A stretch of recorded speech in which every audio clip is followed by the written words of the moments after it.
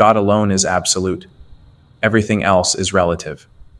This means that only He is truly real, while all else exists only through dependence upon Him. He alone is free, whereas everything else is bound by countless constraints in varying forms and degrees. God is infinite, while all else is confined and limited. God is transcendent. He is not only beyond the bounds of time, space, form, and change, but also beyond every conceivable limit and beyond the reach of all description. The first of God's creation was pure light, or pure spirit, two names for one reality. From this origin came the unfolding of the universe, descending in a vast hierarchy where each lower realm grew more limited, more dense, and more obscure. Our visible world, together with those unseen worlds hidden from our eyes, draw their contingent being from God alone. The higher invisible realms have their own order, their own purposes, just as the material realm has its own. Yet, all of creation remains a single, interwoven whole, brought forth by God and utterly dependent upon Him. Still, in relation to each other, every realm leans upon the one above it, as a shadow leans upon the form that cast it, rising step by step until one reaches the divine attributes. And beyond even these, God Himself, exalted is He, who can be known in truth only by Himself. The loftier the realm of existence, the nearer it stands to God, the more real it becomes, the less bound it is by the conditions that press upon what lies below. Our ordinary world, where we live and act each day, is shaped beyond measure by these higher realities, whether we sense them or remain blind to their influence. Knowledge of these unseen domains is not guesswork, but rests upon the firm ground of revelation, entrusted to humankind by divine messengers. These messengers and other illumined souls have directly perceived such worlds. They have seen, heard, and described them with the certainty of first-hand experience. Yet as hearts grow heavy with materialism and eyes grow dim with opacity, this knowledge recedes into shadow and vanishes from common sight. And without it, no true understanding of the human condition can ever be gained. Yet, in our own age, another kind of knowledge has arisen, one that also speaks of countless unseen worlds. It speaks of what is called the multiverse, realms of space and time containing many universes, each governed by its own laws and patterns of existence. This knowledge speaks too of hidden dimensions, 11 of them, it is said, existing alongside our own reality. Without these unseen dimensions, the very existence of the universe, as we know it, would not be possible. This knowledge is what we call modern science, and it offers a key that may help us better understand these unseen worlds. According to tradition, our material world, when set beside the surrounding subtle realms, is no greater than a mother's womb compared to the vastness of the earth itself. Death, then, is like a second birth, an escape from the narrow confines of this world into the wider expanse of the intermediary realm, with its relative freedom and breadth. Just as the fetus or newborn cannot yet grasp the full scope of this earthly life, a world filled with forms and relationships that seem bewildering until one grows into them, so too the higher realms may at first appear to us as strange, fantastic, and incomprehensible. Yet they are real, ordered, and purposeful. Their meaning and function unfold gradually, becoming clear through guidance and through the growth of understanding. In the Sufi tradition, as related by Imam al-Ghazali, the universe of God is said to consist of 18,000 worlds, of which our material and visible domain, Alam al-Mulk, is among the smallest. This is the observable cosmos with its billions of galaxies, its vast and unfathomable distances, its pulsars, quasars, novas, and black holes. Yet even this immense expanse lies within the bounds of the terrestrial heaven, al-sama al-dunya, and in truth, it is no more than a single grain of sand in the desert when set against the invisible domain that rises above it. Where the Sufis described multiple worlds and layered realities, modern physics speaks of dimensions. According to science, we live in 3 dimensions of space: length, width, and height. These 3 together define everything we can measure in our everyday lives. Time itself is then regarded as the 4th dimension, a direction along which we move whether we wish to or not. It is this blending of space and time that Einstein named space-time, the stage upon which all events in the universe take place. But physics does not stop at 4. As mathematicians worked through the theories that attempt to describe the smallest building blocks of reality, they found that the equations simply do not hold together if we confine ourselves to 4 dimensions alone. The mathematics insisted on more, dimensions hidden from ordinary perception. The number, as it turned out, was not 5 or 6, but as many as 11. This framework, which unites the different versions of string theory, came to be called M-theory. To grasp why dimensions beyond the familiar are necessary, it helps to step back and think of what a dimension really means. A dimension is simply a direction in which something can move. A line has 1 dimension. You can move forward or backward. A flat surface has 2. You can move forward and backward, left and right. The world we see around us has 3, forward and backward, left and right, up and down. Time adds a 4th, always flowing, carrying everything with it. Now imagine a being that lives only in 2 dimensions, like a character trapped on the flat surface of a piece of paper. For that being, the world is entirely flat. It cannot even conceive of up or down. If you were to lift an object off the page, the 2-dimensional being would simply see it vanish into nothingness. In the same way, physicists suggest that higher dimensions may exist beyond our perception, hidden from us not because they are unreal, but because our senses are not equipped to grasp them. One of the clearest analogies is the garden hose. From a distance, the hose looks like a simple line, a 1-dimensional object. But move closer, and you see its circular surface. A tiny ant crawling on it experiences 2 dimensions, not 1. What looked like a line from afar turns out to contain hidden depth. M-theory suggests that our universe is like that hose. The 3 large dimensions we see are accompanied by additional ones, tightly curled up and invisible to us, yet every bit as real. These extra dimensions are not just mathematical curiosities. They are essential for the laws of physics to make sense. The little overview of dimensions I have given becomes even more striking when we turn to the Quran. The Quran speaks repeatedly of 7 samawat, the 7 heavens or skies. These are not simply layers of atmosphere, but realms of existence, dimensions of reality upon which the universe depends. In concept, they bear a deep resemblance to the extra dimensions of modern M-theory, for both describe hidden structures without which the universe could not exist. Our observable cosmos, vast though it appears, lies beneath the first heaven. This first heaven corresponds to what we would call our 3-dimensional world.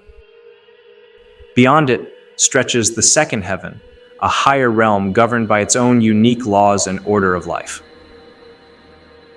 The difference between the two is beyond imagination. Our entire universe, in comparison to the second heaven, is no more than a tiny ring cast into a desert. And just as the ring depends upon the desert that contains it, so our lowest dimension depends upon the second heaven for its existence.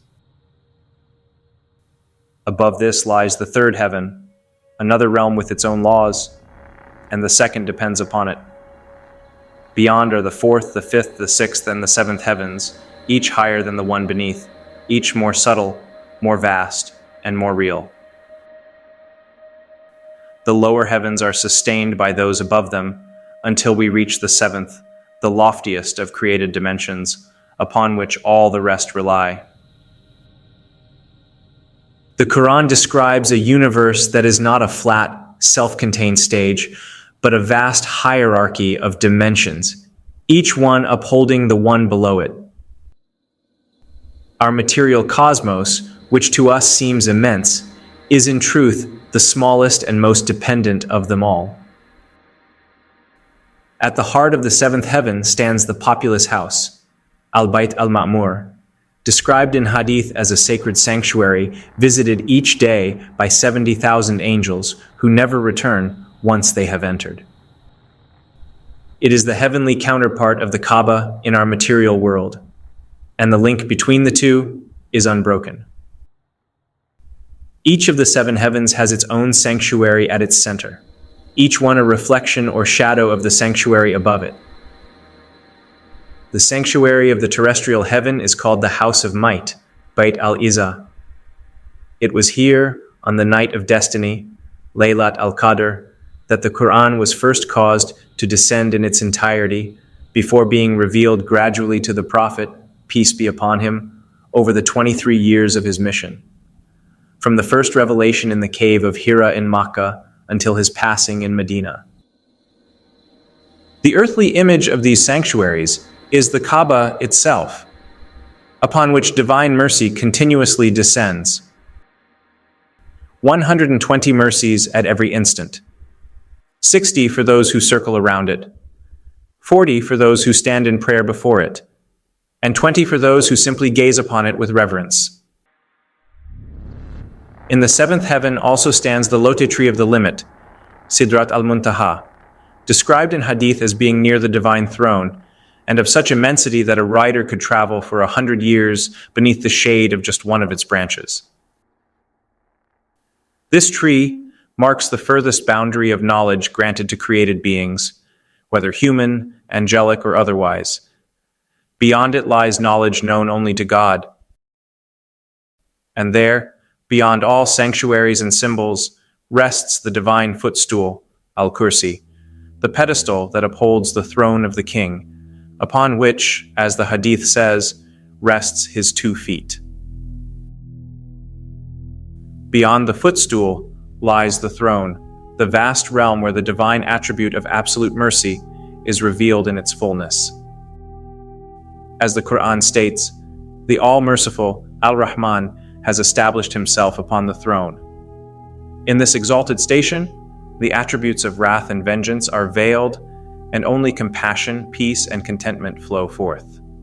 The throne is described as the canopy of paradise itself, the highest roof beneath which endless bliss, joy, and divine nearness are experienced. These were only glimpses into the hidden dimensions. As I mentioned before, the closer a dimension is to God, the more real and self-sustaining it becomes, while the dimensions further away are weaker and more dependent. In scientific language, we can understand this through the concept of gravity. It is gravity that holds everything in place, the planets, the stars, and the galaxies, suspended with perfect precision, without any visible support. The Quran speaks of this reality when it describes how the 7 heavens stand without pillars that you can see. Our own dimension, the sky we live under, is upheld by the curvature of space-time shaped by the heaven above it. The second heaven is upheld by the gravity of the third, and so on, until all 7 heavens are bound by the immense pull of the footstool of God. For this reason, all 7 heavens revolve around the footstool. Yet the footstool itself is not the highest reality. Above it lies the throne of God, the greatest of all creation, upon which the All-Merciful established himself. The footstool is sustained by the throne, and nothing surpasses it in majesty. You see now how beautifully Allah has designed this universe. Every lower realm depends on the higher, and every higher realm is closer to the source of all reality. God alone is free of all dependence. He is the absolute, the truly real, the infinite. Everything else exists only because of Him. This aligns closely with M theory, which holds that the existence of 11 dimensions is necessary for the universe to stand. In Islamic cosmology, too, there is a hierarchy where each dimension sustains the one beneath it. And if even a single level were removed, the entire structure would collapse. M theory further suggests that gravity appears weak in our universe because it seeps into these higher dimensions, an idea similar to the layered order described in the Quran. There is yet another dimension, another world, which many of you will have heard of, the intermediary realm, Al-Barzakh. It is the domain where spirits abide after leaving this world at death. Tradition describes it as having the shape of an inverted horn, its narrow end rooted in the infrahuman, unseen domain, descending into Jinn, the abode of the disbelievers and hypocrites, while its broadest expanse reaches up to Ilion, whose roof is none other than the throne itself.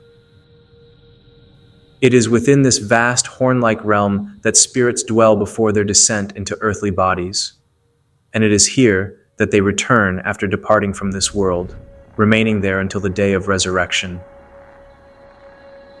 In relation to our material world, the Barzakh is subtle, more refined and unbound. Yet when measured against the loftier heavens, it appears dense, heavy, and veiled. It is a place between, neither of this world nor fully of the higher worlds, but a threshold where the souls await their final rising. In these unseen worlds, the abstract takes on form, much like how formless meanings and hidden truths appear as images in our dreams. A chapter of the Quran, for example, may shine as light within the grave or appear on the day of resurrection as a cloud casting shade over those who once recited it in life. Evil deeds, too, are given form, confronting their doers as venomous serpents, scorpions, or scorching flames. Even the scales upon which deeds are weighed require such transformation, for deeds themselves must take on substance to be balanced. And yet, a single parchment inscribed with La ilaha illallah, there is no God but Allah, may outweigh the heaviest burden of sin. This realm of images and embodiments is called al-Mithal, the world of similitudes. Here, meanings are clothed in forms, and forms reveal the weight of meanings. These similitudes may even manifest within our material world, as when Gabriel appeared before Mary, taking on the likeness of a well-shaped man. Such is the very nature of the intermediary realm, of the human imagination, and of dreams. The world of imagination, Alm al-Khayal, and the world of dreams mirror inwardly what the world of similitudes reveals outwardly. And in this lies the key to the strange events experienced by souls after death. They are not confined to the narrow, sandy grave where the body lies, but move freely in that subtle dimension surrounding and transcending the material world. Another unseen world or dimension is that of the Jinn, fiery beings created from smokeless fire, endowed with intellect and freedom of choice. Like humans, they may accept or reject the divine message, and thus are divided into believers and disbelievers. The disbelievers fall under the sway of the devil, carrying out his subversive designs, while the most malevolent among them are known as demons.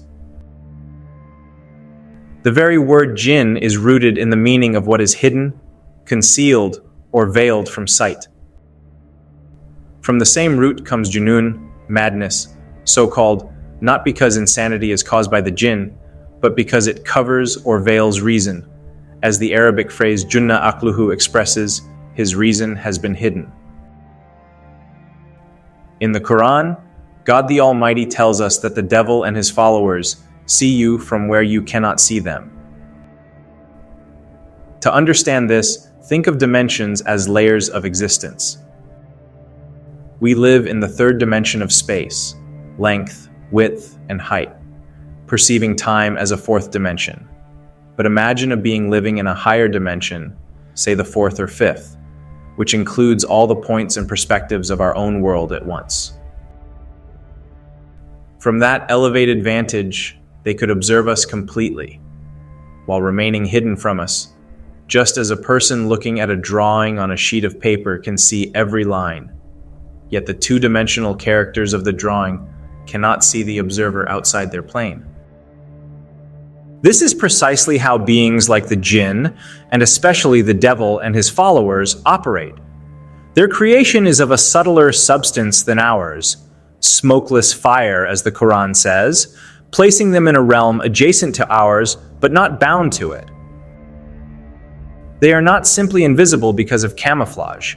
Rather, they inhabit a dimension of reality from which our entire world is accessible, while they themselves remain outside our field of vision. Think of it this way. A fish in a pond perceives only the water around it. It cannot comprehend the air above or the human looking in. Yet the human, standing outside, can see the fish, the pond, and everything within it. In the same way, the devil and his hosts dwell in a higher medium, a subtle layer of existence, from which they can see and influence our world, but which we cannot directly access unless God permits it. Though veiled from our eyes, the Jinn are capable of manifesting in the material dimension, taking on forms and interacting with the physical world. They are beings of subtle energy, not unlike the energies recognized by modern science. Within the subtle planes adjacent to our own, there are levels that form the medium through which forces such as magic, sihr, the evil eye, hasad, and even practices akin to hypnosis exert their influence. In this way, the world of the Jinn stands as one of the mysterious dimensions woven into the greater fabric of creation, hidden yet never without effect.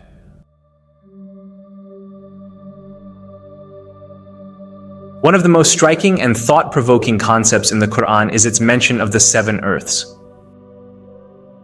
In Surah At-Talaq 65:12, God the Almighty declares, "It is Allah who created seven heavens, and of the earth the like of them. His command descends among them, so you may know that Allah is competent over all things, and that Allah has encompassed all things in knowledge." At first glance, this verse appears simple. Just as there are seven heavens, there are seven earths. Yet when scholars of the Quran reflected on this verse, their interpretations revealed something far more profound. Among the most notable interpretations is that of Abdullah ibn Abbas, may Allah be pleased with him, the cousin of the Prophet Muhammad, peace be upon him, and one of the greatest interpreters of the Quran. Ibn Abbas stated, "There are seven earths, and in each earth there is a prophet like your prophet, an Adam like your Adam, a Noah like your Noah, a Moses like your Moses, a Jesus like your Jesus, and a you like you are." This statement is astonishing. Ibn Abbas does not simply say there are seven layers of soil or seven geological strata. He describes seven earths populated with beings like us, with histories and stories echoing our own. In other words, his interpretation hints at a kind of multiverse, multiple worlds, each with its own parallel existence, yet all within the knowledge and dominion of Allah. In modern cosmology, the concept of a multiverse has gained significant attention. The idea is that our universe, everything we can observe from galaxies and stars to atoms, may be only one among countless others. These universes may have completely different laws of physics, different particles, or different histories. Some may be lifeless voids, while others might teem with life forms unimaginable to us. Modern multiverse theories often use the example of another you living in a different universe. In an infinite multiverse, every possible version of you exists somewhere. a version who made different life choices, a version born in a different environment, even a version of humanity under different physical laws. This is uncannily close to Ibn Abbas's description. There is you like you are. How might such Earths exist? Modern physics offers several possibilities. In higher dimensional models, our universe may be a three-dimensional brain floating in a higher dimensional space, as we discussed before. Other brains, invisible to us, could exist parallel to ours, like pages in a cosmic book. Each brain could be a universe, with its own stars, planets, and life. If this is the case, the 7 Earths could literally be 7 parallel brain worlds, existing side by side in a higher dimensional space, yet inaccessible to our senses. Beings of higher dimensions, such as angels, could traverse them effortlessly, moving between realms as easily as we move between rooms. From a spiritual perspective, the Quran's mention of 7 Earths expands our understanding of creation. It reminds us that our world is not the center of the cosmos. It is one realm among many. God's power and knowledge encompass not only our skies and our soil, but every realm, every being, every story unfolding across existence. It also hints at a vast tapestry of divine wisdom. The moral dramas we know, the story of Adam, the flood of Noah, the message of Moses, the teachings of Jesus, are not isolated incidents, but archetypes of divine human interaction. They may echo across multiple worlds, each with its own stage, its own actors, yet the same ultimate author.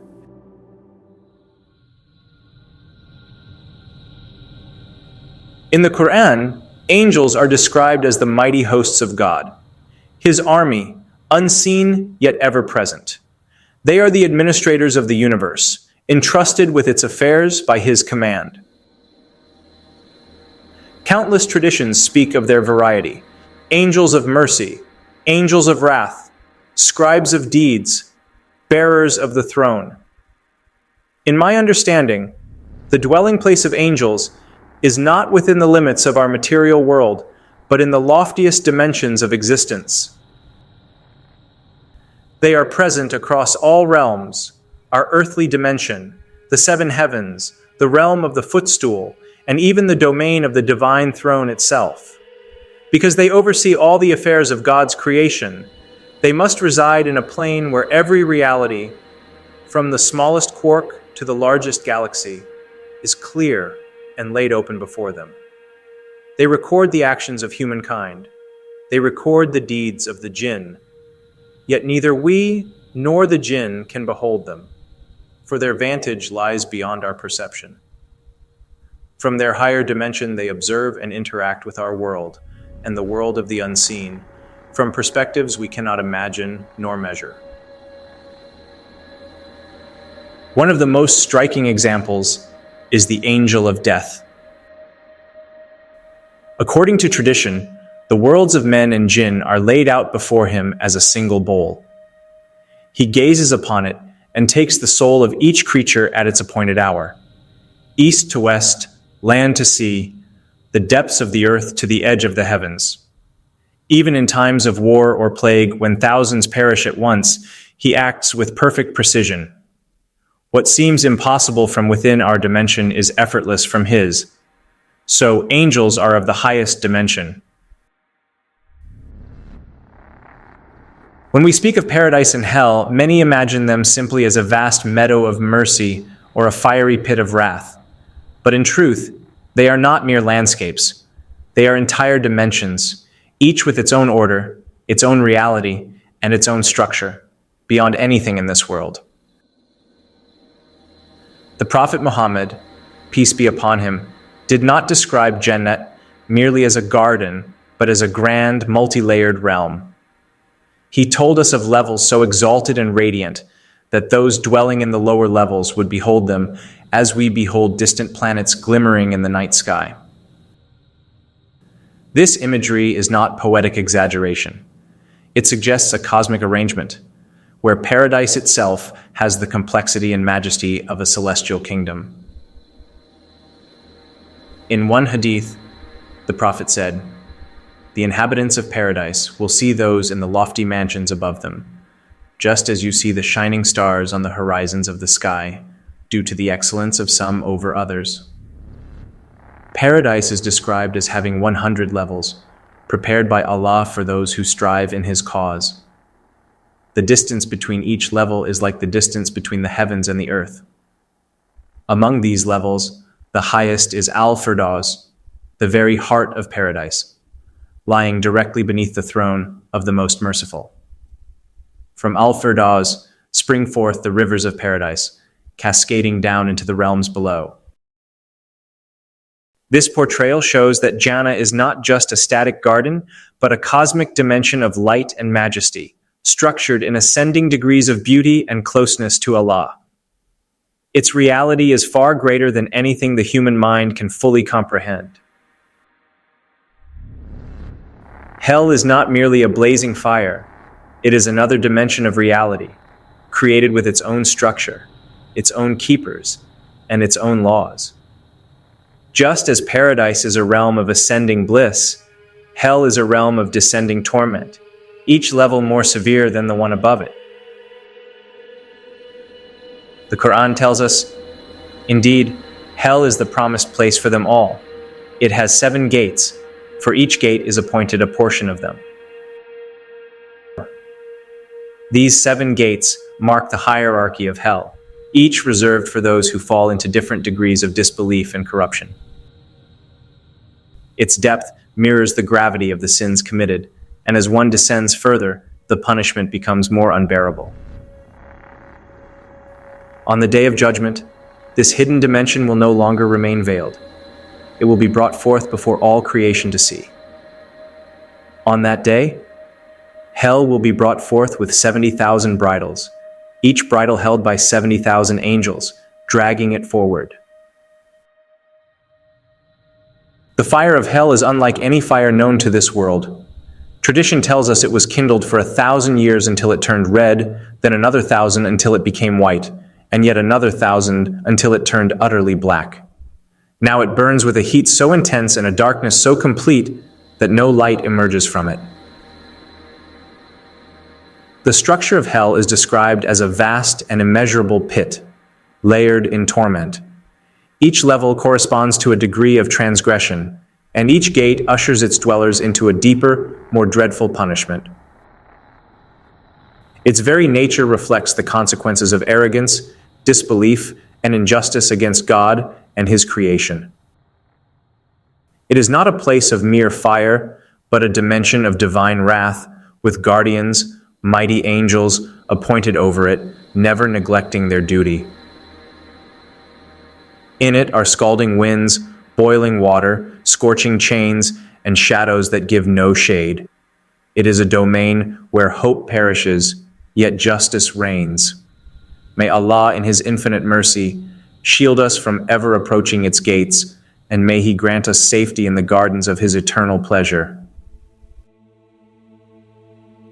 The word portals may sound like something torn from the pages of fantasy novels or films, yet within the framework of Islamic cosmology, such gateways are not figments of imagination. They are as real as the ground you stand upon. Throughout the video, we have spoken of the 7 heavens, of Al-Barzakh, of paradise and hell, of realms layered upon realms. And there are narrations, authentic and abundant, describing beings who move from one plane of reality to another. Angels descend and ascend, Jinn traverse unseen paths, and the souls of the dead pass into the intermediary realm. All of these movements hint at the same underlying principle. There exist gateways, thresholds, and crossings between dimensions. In modern physics, the closest analogs to what might be called portals are wormholes and higher dimensional bridges predicted by Einstein's field equations. According to the general theory of relativity, space and time are not rigid backdrops, but a single dynamic fabric. When mass and energy curve this fabric deeply enough, exotic geometries may arise, tunnels connecting distant points in space-time, or even separate universes. These hypothetical pathways are sometimes called Einstein-Rosen bridges. If traversable, they would allow one to step across unimaginable distances, or even dimensions, in an instant. When the Quran speaks of angels descending and ascending, or of the soul's journey beyond death, it does not suggest a movement limited to ordinary space. Rather, it points to transitions between realities.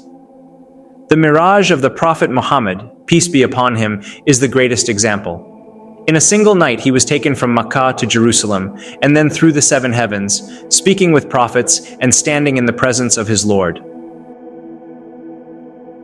In Surah Al-Kahf, there lies one of the most mysterious and profound encounters in human history, the story of Prophet Moses, peace be upon him, and Al-Khidr. The Quran recounts and mentions when Moses said to his young man, "I will not give up until I reach the junction of the two seas or continue for a long period." But when they reached the junction between them, they forgot their fish, and it took its course into the sea, slipping away. So when they had passed beyond it, Moses said to his boy, "Bring us our morning meal. We have certainly suffered in this, our journey, much fatigue." He said, "Did you see when we retired to the rock? Indeed, I forgot the fish, and none made me forget it except Satan, that I should mention it. And it took its course into the sea amazingly." Moses said, "That is what we were seeking." So they returned, following their footprints, and they found a servant from among our servants, to whom we had given mercy from us, and had taught him from us a certain knowledge. According to many classical scholars, the dead salted fish that miraculously came to life represents a moment when the laws of our physical reality were suspended. The Quran says the fish took its course into the sea, slipping away. The Arabic word saraban carries the meaning of something vanishing into a tunnel or passage. Commentators describe that as the fish leapt into the water, the sea itself became solidified around it, frozen not in temperature but in structure, forming a path, a kind of tunnel. This remarkable event was a transition between realities, a boundary between the physical and the unseen. Through this divine sign, Prophet Musa was led beyond the ordinary realm into a higher dimension of existence, where he encountered Al-Khidr, a being endowed with knowledge of events yet to unfold. When Moses requested to accompany him, Al-Khidr warned, "Indeed, you will not be able to bear with me, for the journey would reveal hidden layers of divine wisdom that transcended human understanding of cause and consequence." In the same chapter of the Quran, Allah draws our attention to the extraordinary story of Dhul Qarnayn, a ruler whom he endowed with a rare and profound knowledge, the knowledge of the pathways. These pathways were not mere roads or trade routes on earth, but conduits across realms, avenues through which Dhul Qarnayn traveled to places beyond the ordinary human world. With this knowledge, he reached regions unlike any we know. He encountered a realm where people dwelt beneath the waters during the day, and another where the sun seemed to be fading, a dying world at the edge of its life. And upon our own earth, he came face to face with beings who crossed into our reality from another dimension, beings who spread havoc, destruction, and bloodshed before vanishing again as suddenly as they appeared. These were Gog and Magog, the enigmatic peoples mentioned in the Quran. They are not mere tribes or nations in the conventional sense, but a host belonging to another domain of existence. According to the Quran, Dhul Qarnayn built a colossal barrier between them and the people of our world. A barrier not simply of iron and molten copper, but one designed to seal off a breach between dimensions, closing a portal between realities. The Quran foretells that near the end of time, these portals will open once more. The barrier will crumble, and Gog and Magog will surge forth across the earth, overwhelming it with chaos and destruction. On that day, the Quran says, the sky itself will be opened with many doors, a striking image of rifts or gateways tearing open between worlds. When seen through the lens of modern physics, especially theories about wormholes, extra dimensions, and quantum portals, these descriptions take on a startling resonance. In Islamic tradition, there are numerous events, past and future, that can only be fully understood through the science of gateways between realms. From the ascension of the Prophet, to the journeys of angels and Jinn, to the story of Dhul Qarnayn and the emergence of Gog and Magog, all point to a reality far deeper than what our senses reveal, a cosmos where multiple dimensions overlap and hidden pathways connect them.